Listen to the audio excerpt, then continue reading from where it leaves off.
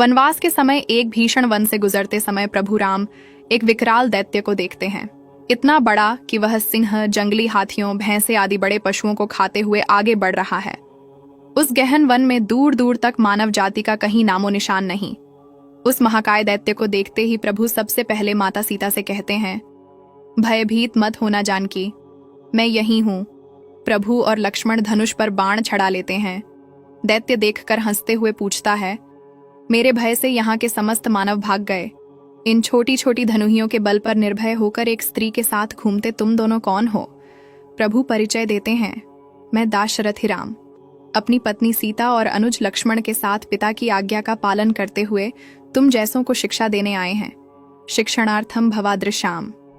अट्टहास करता दैत्य कहता है, तुम शायद मुझे नहीं जानते। मैं जगत प्रसिद्ध विराध नामक दैत्य हूं। यदि जीवन चाहिए तो स्त्री और अस्त्र शस्त्र को छोड़कर भाग जाओ। यदि जीवितुम इच्छास्ति त्यक्त्वा सीताम निरायुधो। अब यह क्या है? वस्तुतः यही है असुरत्व। कुछ याद आया? यदि जीना चाहते तो अपनी संपत्ति और महिलाओं को छोड़कर भाग जाओ। याद आया? सन 1990, कश्मीर। सतयुग हो, द्वापर हो या कलियुग, मनुष्य पर जब राक्षसी भाव हावी होता है तो वह यही भाषा बोलता है। दैत्य दूसरी दुनिया के लोग नहीं होते। आदमी में जब धन और स्त्रियों को लूटने की बर्बर आदत आ जाए, वह दैत्य हो जाता है।